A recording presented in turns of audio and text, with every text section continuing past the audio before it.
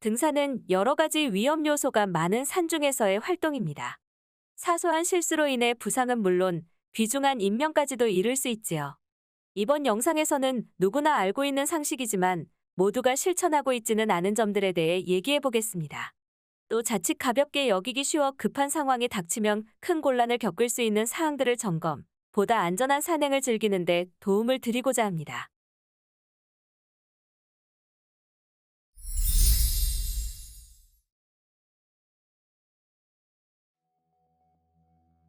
이런 비슷한 경험 혹시 있으신가요?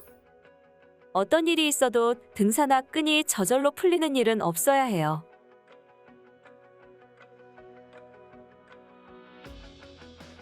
다정해 보이는 커플이 막 산행을 시작하려 하네요. 등산화 매듭은 잘 처리하셨죠?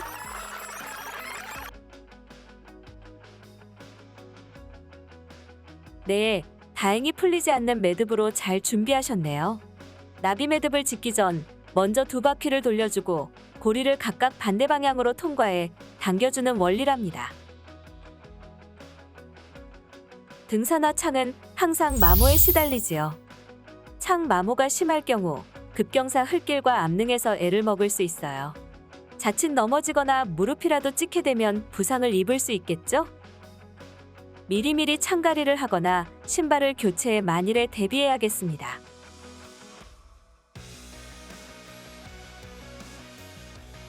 랜턴은 어느 산을 가든 1년 365일 휴대해야 하는 필수 장비입니다.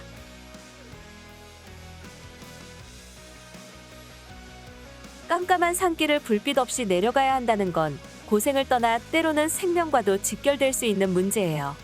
휴대하기에 부담 없는 무게의 랜턴들이 많으니 자주 쓰는 배낭에 항상 넣어두는 습관이 필요합니다.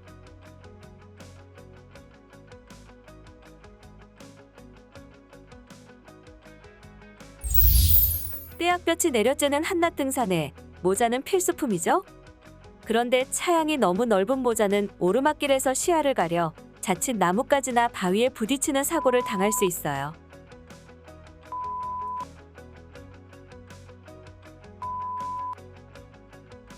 따라서 지나치게 차양이 넓은 모자는 피하고 필요하다면 모자를 젖혀서 항상 시야를 확보해야 합니다.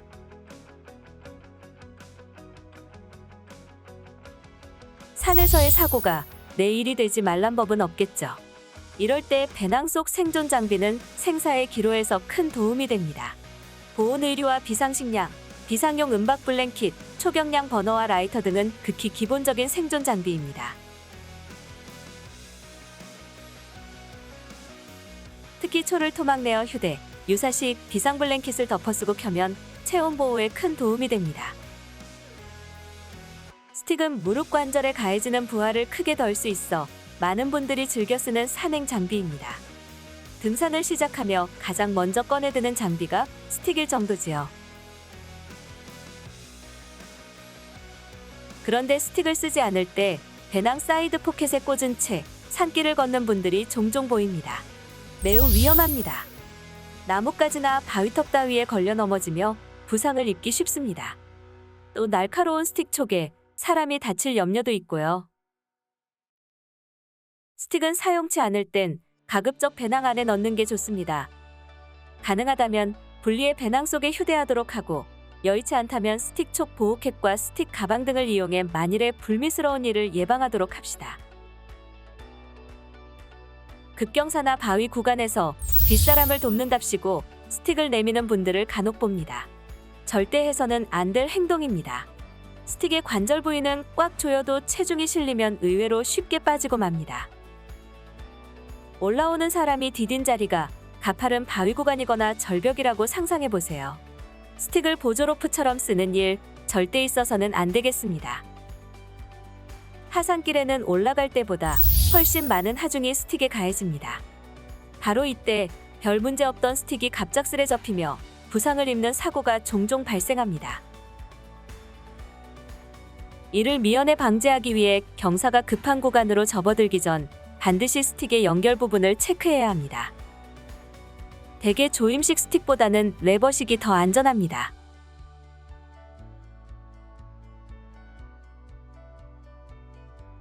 연결 부위가 헐거워져 잘 조여지지 않을 때는 일단 스틱을 완전히 분리합니다. 다음 조임새 부분을 돌려 살짝 벌린 뒤 다시 시도하면 되게 단단히 조일 수 있습니다. 이때 조임새 부위에 너무 많은 힘을 가하면 부러질 수 있으니 주의가 필요합니다. 눈 덮인 산길을 오르내리는 겨울 등산에서 아이젠은 필수 동반자입니다. 살얼음이 내려앉은 하산로를 아이젠 없이 내려간다는 건 무모하기까지 하지요. 하지만 아이젠도 다져진 눈이 발톱 사이에 단단히 박히면 제 기능을 못할 수 있습니다. 이를 스노우볼 현상이라 부르는데 발바닥에 눈이 뭉친 느낌이 들 때마다 털어내야 합니다.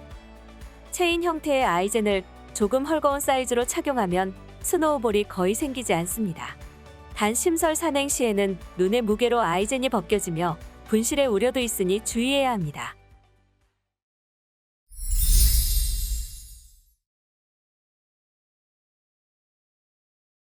산행 중에 앞사람과 지나치게 붙어 걷는 건 피해야 합니다. 앞에서 치고 지나간 나뭇가지가 튕기며 얼굴 부위를 다칠 수 있습니다. 또 앞사람이 무심히 휘두른 스틱에 상처를 입을 수도 있고요. 신장 170cm 성인 남성의 경우 자신에게 맞게 스틱 길이를 세팅하면 팔 길이까지 더해 2m 정도가 됩니다. 산행 시 최소한의 안전거리 2m 꼭 기억하세요. 산행은 대개 길을 잘 아는 사람이 앞장서서 이끌어갑니다. 뒷사람은 따라가기 바쁜 경우가 많지요. 그래서 자기 뒤에서 따라오는 사람에겐 신경을 쓰기가 생각보다 어렵습니다. 그러므로 뒤에서 따라가는 사람이 앞사람 모습을 잃지 않도록 해야 합니다. 만약 앞사람의 걸음이 빠른 나머지 시야에서 사라지면 즉시 소리쳐서 불러 세워야 합니다. 이렇게 앞사람이 보이지 않으면 외쳐 불러 세우기를 팀의 산행 원칙으로 해야 혹시 모를 사고를 예방할 수 있습니다. 꼭 기억하세요. 갈림길에서는 뒷사람이 보일 때까지 기다렸다 가는 게 등산의 기본입니다.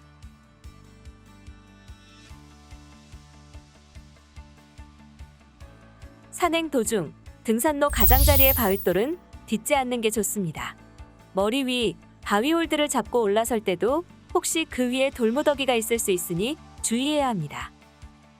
급경사 길이나 바위 구간에서 작은 돌이라도 건드려 떨어뜨리게 되면 운동 에너지까지 더해져 아래에 있는 사람에게 큰 위험이 되기 때문입니다. 등산로에 즐비한 크고 작은 돌들은 들떠 있는 경우가 많습니다. 이런 바윗돌의 가장자리를 밟으면 위험합니다. 하행길의 계단처럼 놓인 이런 움직이는 바윗돌이 특히 위험합니다. 그러므로 바윗돌은 가장자리가 아닌 가운데를 딛는 습관을 들여야 합니다. 레스트 스텝은 걸음을 옮길 때마다 근육이 잠깐씩 쉴 수 있는 효과적인 보행법입니다. 장시간 긴 오르막을 오를 때 특히 유용합니다. 요령은 먼저 다리에 힘을 뺀 상태로 들어 올려 땅을 디딘 뒤 다리를 쭉 펴며 일어섭니다. 0.2에서 0.3초 정도의 짧은 시간 동안 외다리로 버티며 다른 쪽 다리를 들어 올려 다음 걸음을 내딛습니다. 이 찰나의 시간 동안 근육을 잠시 쉬는 게 레스트 스텝 보행법입니다. 급경사 오르막을 빠른 걸음으로 밟비 오를 경우 특별히 강한 체력의 소유자가 아니라면 오르지 않아 페이스 유지를 할 수 없게 됩니다. 다리 힘이 풀리면 실족해 다치게 될 위험 또한 높아집니다. 바위가 많은 산의 정상이나 암릉 구간 절벽지대에서 재킷을 입거나 벗을 때는 극히 조심해야 합니다. 순간적으로 몰아치는 바람의 세기는 겪어보지 못한 분들은 상상하기 힘들 정도로 강합니다. 바람에 날려 모자나 재킷을 잃어버리는 건 그나마 다행에 속합니다. 중심을 잃고 벼랑 아래로 추락하는 사고가 종종 발생하고 있습니다. 산행 중 번개가 치면 즉시 산행을 포기하고 하산해야 합니다. 이때 하산로는 반드시 계곡을 택해야 합니다. 또 계곡길이라 해도 벼락이 칠 때 쇠난간은 절대로 잡으면 안 됩니다. 저 위쪽에 벼락이 떨어졌을 경우 강한 전류가 난간을 타고 흘러내려 감전될 수 있습니다. 산행을 하다 보면 뜻하지 않게 물을 건너야 할 때가 있습니다. 대개는 징검다리라도 놓여 있지만 그냥 물줄기를 가로질러야 할 경우도 덜어 생깁니다. 이때 등산화를 벗으면 절대 안 됩니다. 물속 상태를 눈으로 일일이 살필 수 없기에 자칫 발을 다칠 수 있기 때문입니다. 특히 유속이 센 물속에서는 중심을 잃어 부상 위험이 더 커지므로 반드시 등산화를 신은 채 건너야 합니다. 물속 바윗돌은 대부분 이끼가 끼어 매우 미끄럽습니다. 따라서 발을 딛기 전 두어 번 등산화발로 문질러 이끼를 벗겨낸 뒤 걸음을 옮겨야 합니다. 아무리 무더운 여름이어도 고산 등선에서 몸이 비에 젖었는데 바람 맞아 볼 때는 저체온증에 걸리기 쉽습니다. 기온은 해발 고도가 100m 높아질 때마다 0.6도 정도 낮아집니다. 그래서 해발 1708m 설악산 대청봉의 경우는 속초 해변이 30도 폭염이라 해도 그보다 10도 낮은 20도 정도의 서늘한 상태입니다. 여기에 바람이 불면 체감 온도는 급격히 낮아집니다. 일단 몸이 젖으면 마른 옷으로 갈아입으면 좋겠지만 산행 중엔 현실적으로 쉽지 않습니다. 그래서 대개는 그냥 젖은 상태로 걷게 됩니다. 이때 중요한 것은 몸이 식지 않도록 해야 한다는 점입니다. 산장이나 대피소까지 가거나 하산을 마칠 때까지 몸이 식어서 오한이 들지 않도록 유지해야 합니다. 그러려면 너무 오래 쉬지 말고 간식을 간간히 먹어 열량을 보충해주면서 꾸준히 걸어 몸이 계속 따뜻한 상태로 안전한 장소까지 갈 수 있도록 해야 합니다. 이것이 비 오고 바람 부는 고산에서 저체온증을 피하는 비결입니다. 등산 중 사망사고의 절반가량이 심정지 때문이라고 합니다. 심정지는 평소 심장 관련한 건강이 좋지 않은 사람에게서 많이 발생합니다. 겨우내 주로 실내에 머무르며 운동량이 적었다면 혈관 내에 콜레스테롤이 쌓여 혈관이 좁아져 있는 상태일 경우가 많습니다. 이런 상태로 급작스레 격한 등산을 하면서 심정지가 발생하는 것입니다. 그러므로 산행 전에 충분한 준비 운동으로 몸을 덮이는 웜업을 해주는 것이 필수입니다.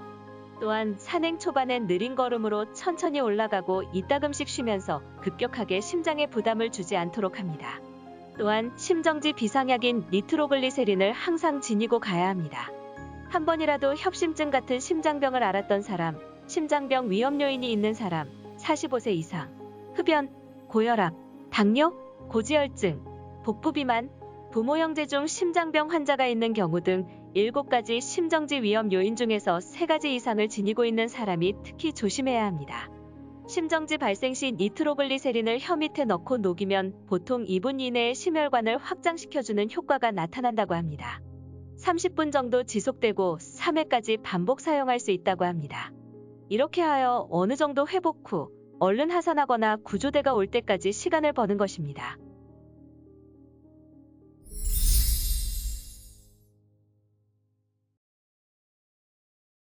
산행 중 자기도 모르게 벌집을 건드려 버릿대지어 공격해오는 경우가 있습니다. 이런 때는 일단 그 자리에서 최대한 멀리 달아나는 것이 최선입니다. 이때 머리나 목을 쏘이지 않도록 특히 조심해야 합니다. 벌뚝에 의한 과민성 반응으로 기도가 부어오르며 질식하게 되는 것이 목숨에 가장 큰 위협이 되기 때문입니다. 그러므로 손이든 손수건이든 목을 감싸서 목이 쏘이지 않도록 방어하며 달아나야 합니다. 반팔, 반바지 차림은 여러 점에서 불리합니다. 뱀, 벌, 진드기, 쐐기, 옷과 같이 산에 상존하는 여러 위험에 그대로 노출되기 때문입니다. 그러므로 좀 덥더라도 참고 긴 바지, 긴팔 옷을 입어야 합니다. 긴팔 옷 대신 반팔 상의에 냉감 토시를 끼면 한결 시원합니다. 산중에서 베는 버섯 종류는 아무리 식용버섯과 흡사해 보여도 절대 채취해서 먹으면 안 됩니다. 전문 약초꾼들도 간혹 실수하는 것이 버섯입니다. 자연산 표고버섯이니 쌀이버섯이라며 라면에 넣어 먹었다가 일행 모두가 식중독에 걸려 목숨까지 위험해지는 사고가 매년 발생하고 있습니다. 비가 그친 뒤 날이 맑아지면 뱀은 몸을 말리기 위해 따뜻한 곳으로 나옵니다. 햇볕이 잘 드는 넓은 바위나 한적한 길 한가운데가 바로 그런 곳이죠. 그러므로 비가 그친 다음 특히 바위길을 갈 때는 조심해야 합니다. 휴식을 위해 바위에 앉을 때도 미리 살펴보아야 합니다. 시야 확보가 안 되는 짙은 풀숲을 지날 때는 스틱으로 미리 건드려 뱀이 도망가게 한 다음 지나도록 합니다.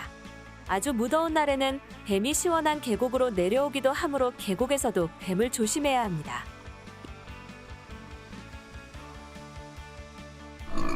요즘 도심지까지 내려올 만큼 멧돼지 개체수가 많아지며 산행 중 만나게 되는 일도 잦아졌습니다. 이 멧돼지를 만났을 때는 우선 도망가지 말아야 합니다. 달아나려고 등을 보이면 멧돼지는 직감적으로 상대가 겁먹은 것을 알고 공격해옵니다. 눈을 정면으로 응시하면서 천천히 뒷걸음질로 몸을 피하라는 것이 동물 전문가들의 조언입니다. 놀란 멧돼지가 만나자마자 공격 자세를 취할 수 있습니다. 그러면 바위나 큰 나무 등 장애물 뒤로 재빨리 피해야 합니다. 멧돼지는 11월부터 1월까지의 교미기와 4, 5월 번식기에 특히 예민하므로 이 시기 산행 때는 각별히 조심해야 합니다. 바쁜 일상을 살아가는 현대인에게 산은 한 박자 쉬어갈 여유를 선물해주는 고마운 존재입니다. 언제 찾아가도 넉넉한 품을 내어주는 흡사 어머니 같은 존재이지요. 하지만 대자연은 때로는 냉혹해서 준비하지 않은 이에게는 시련을 안기기도 합니다. 제 아무리 가벼운 산행 대상지라도 겸손한 마음가짐과 철저한 준비는 필수입니다. 등산의 끝은 하산완료가 아닌 안전한 귀가라는 점, 아무리 강조해도 지나치지 않은 얘기죠?